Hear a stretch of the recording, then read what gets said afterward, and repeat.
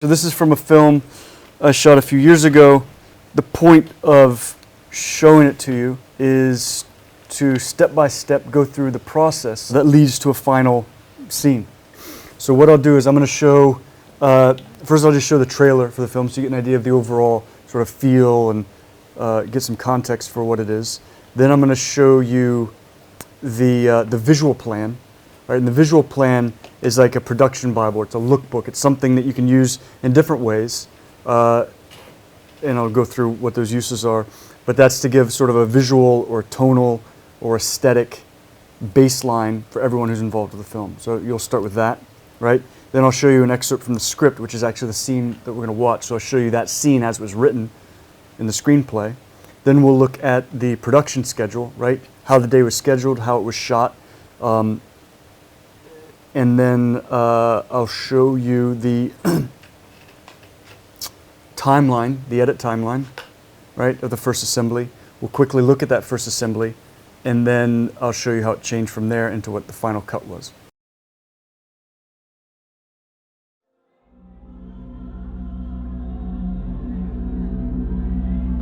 What about him doing this? What's going to stop him from doing this? It's for a psychiatrist. I'll call. I'm scared of what might happen. God will show you what to do. You're gonna die if you don't take this medicine, Minnie. Look, you just open up your mouth, okay? The Lord is going to work it out. Did you hear what I said? God tells me that you're heavily burdened, but God want to fix it for you. Won't you allow God to fix it for you? You know what you were doing yesterday. You know what kind of mind you got right now.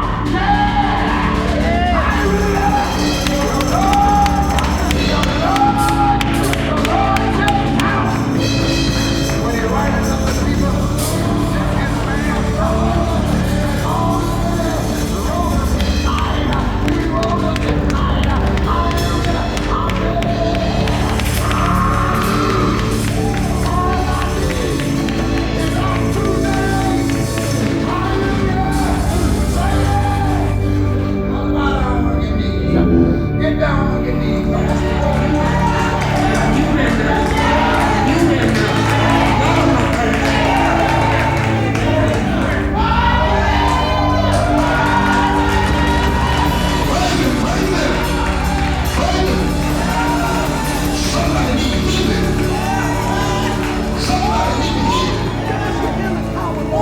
In the name of Jesus, Father, look upon this child. Help him, Lord, with this mental illness, Lord. This is not of you, God. This is not of you. This is not of you, God. God works in mysterious ways. Well, I don't think it's mysterious. As they say, in time, all things shall be revealed.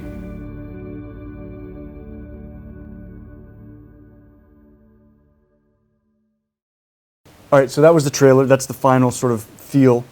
And then what this is a lookbook, right? Or a visual plan.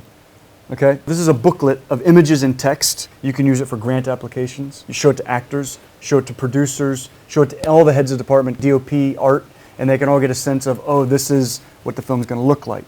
This is what the director expects. This is what the feel of it is. Because when they read the screenplay, you have no idea what people are picturing when they read your screenplay. No matter how much description you have written in there, people could imagine the whole thing shot like a shaky cam docudrama.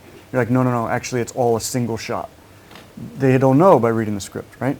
So that's how you present this information. That changes a lot. The aesthetic and thematic approach is going to alter their vision of what it is that they're reading in the script. And it's a constant reference, right, for yourself and for the people you're working with. What I did is I collected photojournalism, images, which you know I love, maybe you don't. But anyway, I love photojournalism because there's incredible, with good photojournalism, there's this incredible efficiency of narrative imagery, right? These images are inherently narrative. This is one single image, not a whole sequence, not 24 frames a second cut together and it's a scene. It's one image, and yet there's questions and there's context and there's a lot of different relationships that are created just from narrative elements and how they're placed in the frame. For example, here, we've got these adults, and you can't see it very well, but their eyes are closed, their arms are outstretched, and they're obviously looking inward, right? They're very internally focused. And they're in their own worlds, and it's intense and it's emotional. And then you got this little girl who's just staring off, wide-eyed, kind of untouched by all this, right? So it's an open frame because she's staring off frame. So there's a connection to something that's not shown. And it shows there's a very clear delineation between her, the child, and these adults who are dealing with some intense emotional spirituality in this very mundane sort of environment. Okay? So there's a lot of juxtapositions of relationships and contrasts and things. So the narrative framing, which is what I just described, the thematics, and also what I love about it is that it gives a sense for the DOP how we're going to shoot this, right? What we're aiming for. And another thing also is just the performances, right? That you can sort of see the authenticity, the naturalism of these performances or these people. And there's nothing, it doesn't feel staged basically. This doesn't look staged to me. So here's more. I give a bullet point, right? Photojournalistic narrative compositions. You have to put this in. Because what do they know? They look at it and like, oh, you want to shoot black and white? No. So if you don't identify what it is you're talking about, they're going to be like, oh, we're shooting black and white, guys. Everyone's confused, right? So always you have to have some sort of text, right, about what it is that you're showing here. So now they start to see, oh, hands. There's a lot of something about hands. If you don't know anything about these churches or anything, you start to get the idea. People are having their hands out a lot. People's eyes are closed. People are kneeling on the floor. All right, you start to see that. Okay, because no one who is associated with the film behind the camera had any idea about these churches. The pastor has his hands on the woman's head. We have to do actual church services. We're not going to have extras jumping around pretending to be religious. That's ridiculous. That's like a bad TV show. Unblocked acting, right? Meaning we're going to let them do what they do. That's going to happen, and we're going to adapt with the camera. We're going to adjust to them. We're not going to start start blocking out non-performers. A roving composed camera, meaning the camera's going to move and it's going to keep compositions. It's not going to be shaky cam just whipping around, being careless and looking crap. Performers immersed within scenes. So what that means is we've got all this stuff going on, and we'll take our actual actors who are characters in the movie and we'll put them in the midst in that environment. Okay? Here's more references, different references. Again, hands, sort of get a vibe for the size of the church. You're getting a lot of visual information if you didn't know about this. Somebody passed out on the floor. Look at that, right down the middle of the aisle. These fluorescent lights up top. You'll see this, how this gets reflected in the actual scene. Right? It has an influence. Right? Again, same idea with an adult, introspective, wrapped up in something, while the kids are just playing around, looking around, unaffected. Right? And then storefront churches, people who don't know what they are. This just gives some sort of documentary perspective of, commercial spaces reappropriated. This is what they look like. Some of these are actual from the place where it happened. Some are just other random images I collected. Okay? So 30 people in congregation, community services. They do all sorts of community service. Okay, look at how small that is. This church. Okay? Some are really garish and bright pink. It's like a disco. Some are really austere. Right? That's the actual place. This is an excerpt from the script. And what we're talking about today is scene 50. Okay? What happens in the scene is this woman with an ill child goes to this church. The kid's wandering around, in the middle of the aisle because he's just unaware. Our main hero, who's a healer guy, comes up, sets the kid down. He's calm now because somehow he just made the kid calm magically. Then the guy goes up to do a testimony, which is where you stand in front of the church and you talk about your life story, right? And then people come up, start getting healed. He starts laying hands on them. They start passing out, getting healed. It's this incredible ecstasy. And then the mother comes up to the altar and she starts praying, and her little girl comes up with her and starts speaking in prayer language, which is this sort of it's like gibberish, but it's meant to be sort of this secret spiritual language, right? So that's what the scene is supposed to have happen. And it's scene 50, which is about the middle of a 100-page screenplay, right? Right. So what we see is here it's written, right? And here I just wrote down full congregation, right? I start making notes like medium shot, wide shot here. We go down. This is a big monologue he's got, because that's him. That's a one full page of monologue of him talking about his life story. I cross out this other character's dialogue. I said I don't want that. This is the end of scene 50, right? We go to A50. So that's scene 50, and I drew a little thumbnail. I'll zoom in to show that final composition, right, of the mother and kid at the altar. And I say Etta practice. Etta's the little girl because I need her to practice that gibberish. She's like 5 years old. I need her to speak in this strange language without being self-conscious or looking fake and bad. You know what I mean? So I said, we've got to practice. Her name was Zoe. So, let me see. Yeah. So here is this little sketch of the mother kneeling, the kid next to her with her arms out, and this is like the bottom half of the bishop guy who's on the stage, who's, you know, leading everything with a microphone, dancing around and stuff. Okay? I circle this Edda's crying because I'm like, how am I going to get that to happen? How am I going to get this joyful little 5-year-old to cry? Oh my God. All right? I write down here, like you can see I wrote down here reactions. So we need reaction shots on his speech, because I know that, first of all, his monologue, his testimony, has to be affecting people, so we want to see that effect through reaction shots, and we're going to need cut points, because it's a full page of monologue, and if we need to cut away for the sake of his performance, we need those reaction shots to insert. Does that make sense? You guys understand that? How that? Aiken does. Ruby, okay, good. So here is the actual scene as it was in the production schedule. Okay, so the scene is 2 3/8 pages long, right? It's 2 pages and 3/8 pages. We measure script pages by eighths, right? So 4/8 is half a page. So 3/8 is almost 2.5 pages. It's scene 50. We know that, I told you, right? It's an interior night. It's in the church, and it's script day 12, which is, as far as the chronology of the story, the fiction, it's script day 12. So you'd need that to know, like, let's say someone had a wound or a bruise or something. Is it really bruised or is it less bruised because time went on? We have to know where we're at. It's on shoot day 14, right? So they do these breaks after a shoot day, right? So we just finished Monday. It was on Tuesday, shoot day 14. And these we shot for 3 6-day weeks. So we had 18 days to shoot the whole film, and on 6-day weeks. So we got Sundays off. That was it. And, you know, like 12, 14-hour days. So I put notes here for myself. We got real worship going on. Abe testimony. That means he's going to stand up and do that. Old woman gets healed. So this is so I remember. What's this scene about? Because I'm not looking at the script at this point. And then here it shows you the people appearing in it. So these are numbers associated with the actors. So 1 and 2 are the lead performers, David and Edwina, right? And then the kids, and then the bishop, and the church leaders, and whoever. And then 20 extras. We have 3 scenes this day that we're going to shoot. And we're starting with this one. And the other ones are big and intense too. Less pages, right? 2 pages each.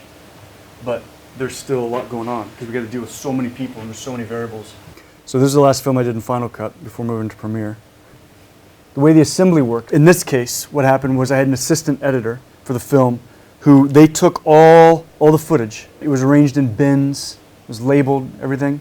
And they took, and according to the script, just as it was written, they went and assembled the footage to play out exactly, literally, as the script dictated. So in this assembly, this is the highlight of the scene on the in the timeline. Scene 50, right in the middle of the movie, right? And that's about the size of the scene as far as what's going on. This is the Final Cut timeline. Okay, and I ended up cutting that scene 50 up into 3 different scenes spread throughout the whole movie. I cut it up into scenes 1, 2, and 3. 3 different scenes I found, and I put it in the beginning, middle, and end. And that's just one example. The whole film turned out like that in a way, but this is one distinct example that I can talk about. I'll show you. I'll open this first assembly. So it's in the church. In the script, actually, it says other people give their testimony. So this is not the main guy. An extra will find somebody. I don't know what they're going to say. Why would I write it? We'll just have somebody do it. And while he's talking, we see people, reaction shots, right? We see the kid not having a good time, right? I told you this. It was in the screenplay. Comes in, sits him down, says, calm down, chill out, puts him down. It's like magic. And our hero goes up to do his testimony, right? You saw he has a 1-page monologue. Some woman comes up to get healed. He heals her. She passes out. People start coming up to get healed, delivered. Right? There she is on the floor. Where is it? Remember that shot from the lookbook? He's healing people. Then the mother comes up. She's the main character. The kid comes up behind her. There's that almost that shot, that frame that I sketched out. And people are jumping around and there's a lot of excitement. Okay?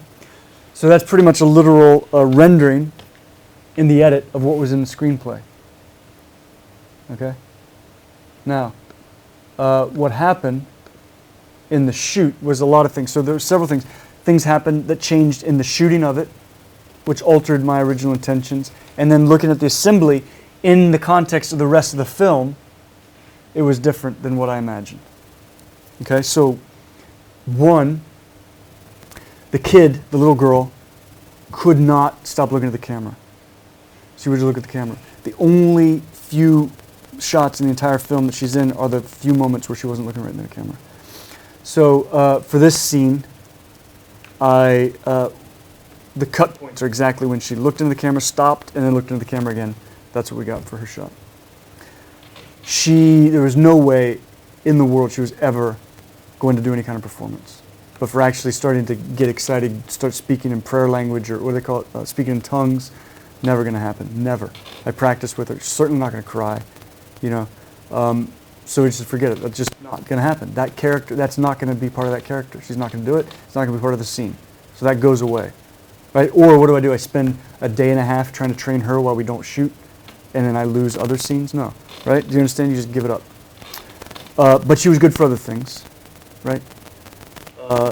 She's adorable looking. You know, her parents brought her to set every time without problems. That's all you can ask for, really.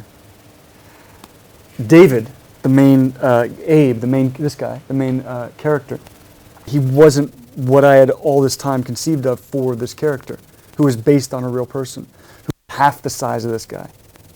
At the end of day 3 and going into day 4, after some discussions, I figured out a new way of reconceiving his character, which worked, right? And he did it, which speaks a lot to his humility and talent and professionalism, which he's like, all right, I came in thinking one thing, but now whatever, let's just do what you want to do. So he did it and it worked, right? Which was to make him less verbal, more restrained, constricted, and not at all like what the original conception was, which was meant to be sort of a recreation of this actual guy. By the time we got to this scene, we knew we'd settled into what this character was, and he knew more or less what he was doing. But one of the things we changed was his backstory. But he knew, he's like, what am I going to do about this monologue? I had to tell everybody where I came from, what my story is, what my damage is. So we came to the day, that morning, because you saw that was the first shoot of the morning, right? Tuesday morning. David came in and was watching this stuff, and was watching these people, and it's intense, and you'll see it. It was amazing. It was really amazing. He was like, Jake, I can't do that. No one could do that good. And I didn't memorize your monologue. I have no idea what did you write? And I was like, okay. First of all, you're right. You can't do that. This is so good. What these other people are actually doing, these authentic testimonies. And luckily, I sort of planned ahead. Your character is the opposite of these extroverted, expressive performances. You're the opposite. So since we can't do that and we can't overdo what they're doing, jumping around everything, we're going to do the opposite. We're going to pull it back and make it like a black hole that just sucks energy into it, right? And since you don't have the thing memorized, which is fine because it wasn't great writing anyway, just say this one line. Say that you've come out of the darkness and you're not going back. Just say that over and over again. I was like, you got to be kidding me. I can't go up there and do that. That's ridiculous. People are going to laugh at me. He was nervous because there was a whole church. It was a real church. It was like going up and saying, okay, preach to the church. You know, not act, but actually go up and preach. He's never been to a church before. He's not religious. He's from Britain. He's not from Memphis. This stuff was completely exotic and foreign to him. So, but he went up and did it, and it worked. It was amazing. Right? It was really great. So we used the first take where he's actually nervous, and you can see it, and it works for the character. And then we did subsequent takes as well and put that together. Right? His word says, praise him in the morning. Praise is out of your praise. And when I come out with joy, it was in my praise. I praise him in the morning. I praise him when my life was off. I praise him when I had no money. I kept praising. I didn't go to no rehab. I didn't go to some really house. It was Jesus, the truth, the way, the life. No man come to the Father, but I've gone through the Son. It was his mercy. It was his grace. It was his slow anger. It was his passion. It was his forgiveness. I thank God, saying, I got the victory. I got the victory. I'm free. I'm free.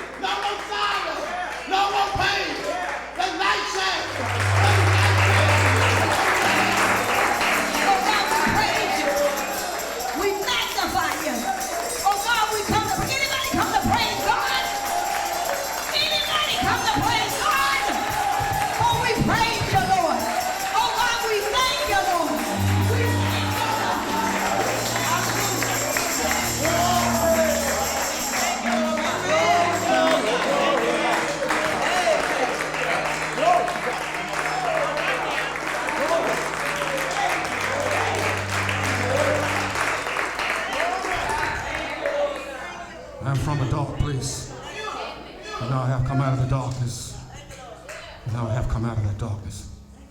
I just want to thank the Lord for today, for bringing me out of the darkness of my past. My past self, I'm a new man now, born again to the Christ in me. I ain't going back to my old self. I ain't going back to my old self. I'm a new man, born again in Christ. I'm not in the darkness now. I'm not in that darkness now.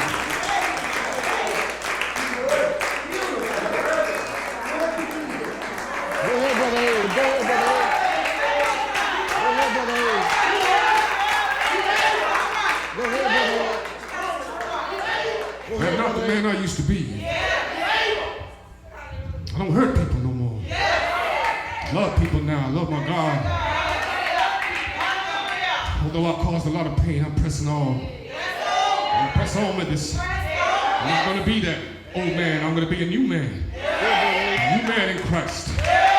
Jesus has washed away my sins. He has forgiven my sins. He has blessed me. I thank Him for that. I thank my God for that. Thank my God for that. I bless Him. I bless Him and I will serve Him. I will serve my God. My only answer to my God. I ain't going back. I may stumble, but I'm not going back. I'm not going back. I'm not going back. I'm not going back. I'm pressing on. I'm not going back. I'm pressing on. I'm not going back. I'm pressing on. I'm not going back. I'm not of my past. I'm a new man. I'm a new man now. I'm a new man. I may have hurt some people. May have hurt some people, but God has forgiven me. I'm not going back. Going back. You're going back. You're going back.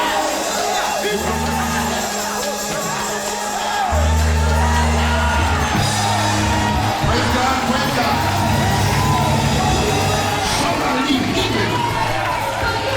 Somebody need healing. Somebody need a healing. You need a Jesus healing. Come on down. Don't hesitate. Come on down. You ready to heal? You got it. Hallelujah. Hallelujah. Yeah. You're ready to give it to you. Yeah. Just ask. It shall be given. Seek, and you shall find.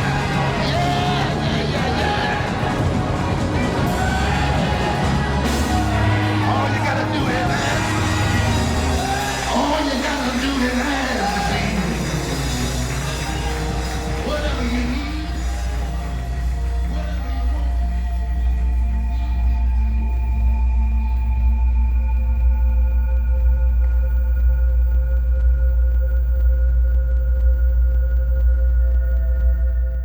So that became scene 1, okay, which you see here. Okay, so I put that within the first. I think it starts right around minute 10. So early on in the film, in the first act, okay, and you notice that the mother, the kids weren't in that. I took them out. You can kind of see her in one section, like she barely walks in, but you wouldn't know that. You're not expecting that. So I took them out. I put it there because, first of all, it's our first introduction to church.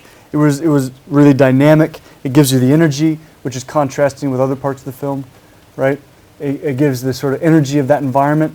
It establishes the main character and his place there, about how he's actually delivering people and causing all this excitement. The fact that with that final shot where he's standing there silently, that he actually believes what he's doing, right? He's not a charlatan in the sense that he's trying to manipulate people. He actually has this belief in his power, right? And he's caught up in it, the way you saw in the photojournalistic imagery, right? He's caught up in it in his moment. So that establishes things about him, right? And it gives you some of the testimony from the people and the nature of his character in relation to those other people, right? You can see the tonal difference. You don't try and if something's great, you don't try and overdo it. Try and find a different kind of good. You know what I mean? So the guy in the blue suit was amazing. Were we going to do more than that? More? No. So we did this, and it was good. Right? There's that contrast, and it plays well. So that's where that goes early on, and it serves a purpose of establishing the character and the environment right at the beginning. Now remember, this was all shot the same morning of the same day, meant to be one sequence. And these are now different scenes in the film.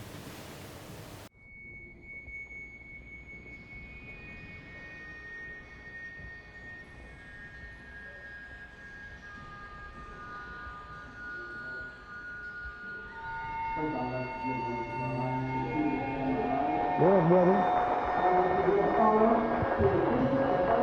Yes. Thank you.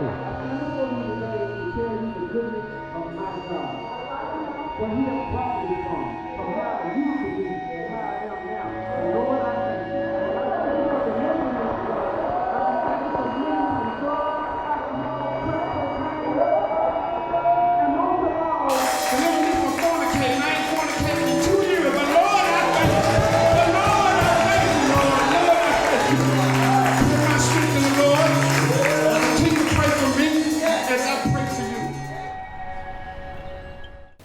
So with that little moment, and you can see that's a scene that stands alone, but there was no dialogue.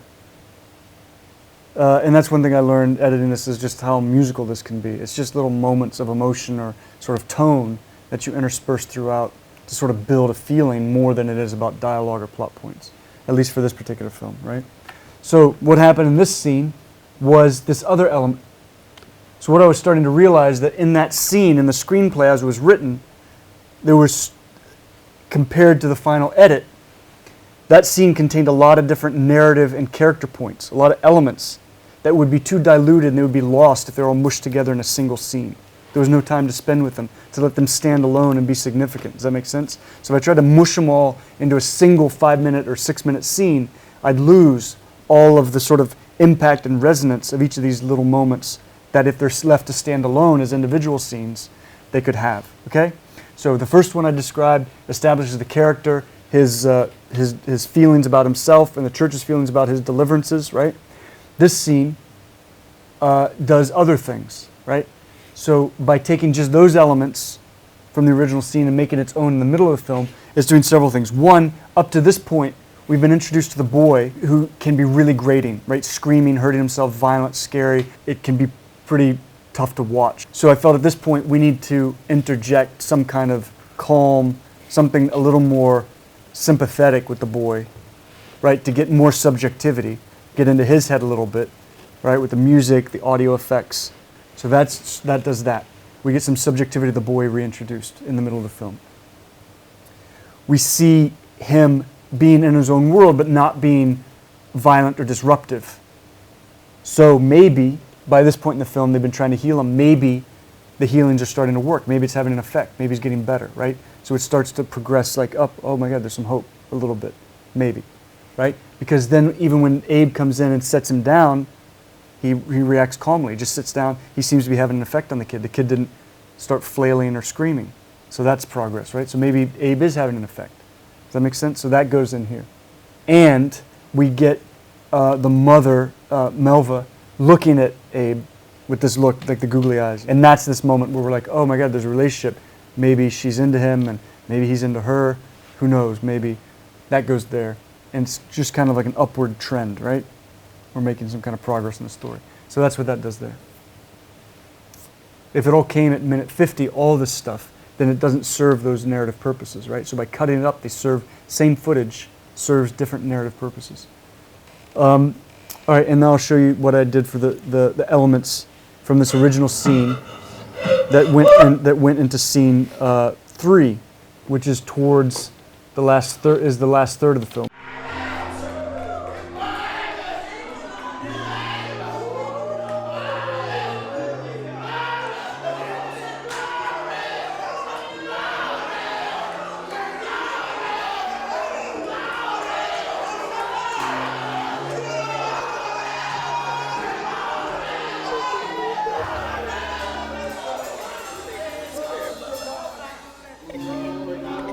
God is saying to my sister, Uncle, let's give God praise.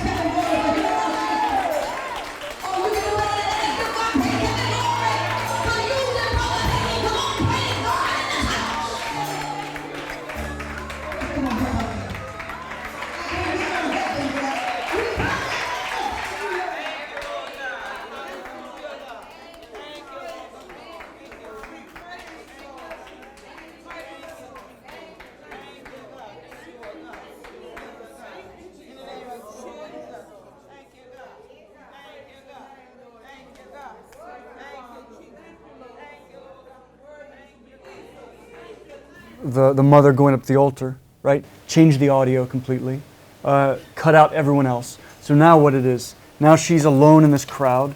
It's towards the end, things are not looking good, right? She's alone and isolated in this crowd. We're all tight on her.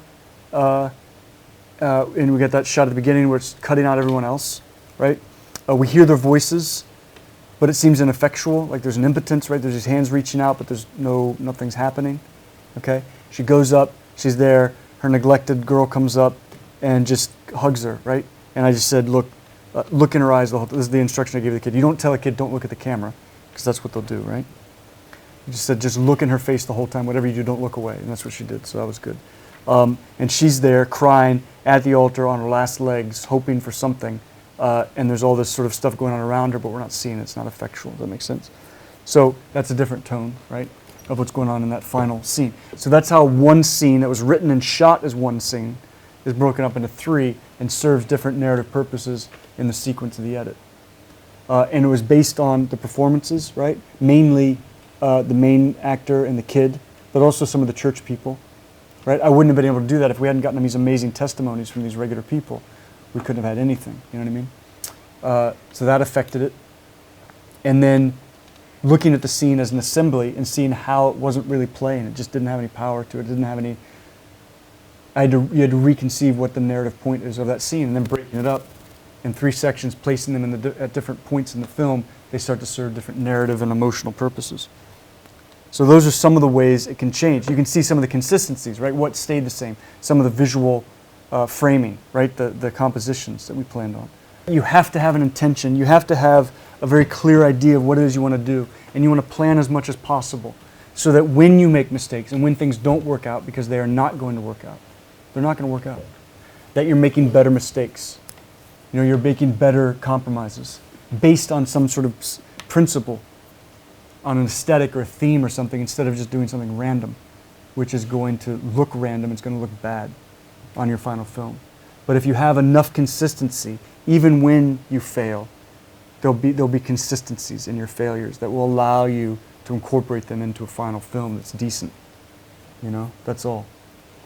And to be open to seeing the footage in the end, despite all your planning and preparation and intentions. In the end, you've got to look and judge the footage for what it is, not for what you intended it or wished it to be. And that can be difficult for people, right?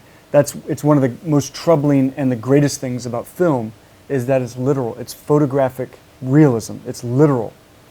If you have your roommate acting like a grandmother, then what we see on film is not a grandmother. We see your roommate acting like a grandmother. It's like magic. That's what it is. A magic in the sense it shows you what's really there as opposed to whatever you're imagining, right? So you got to be able to learn to use that, not let it work against you.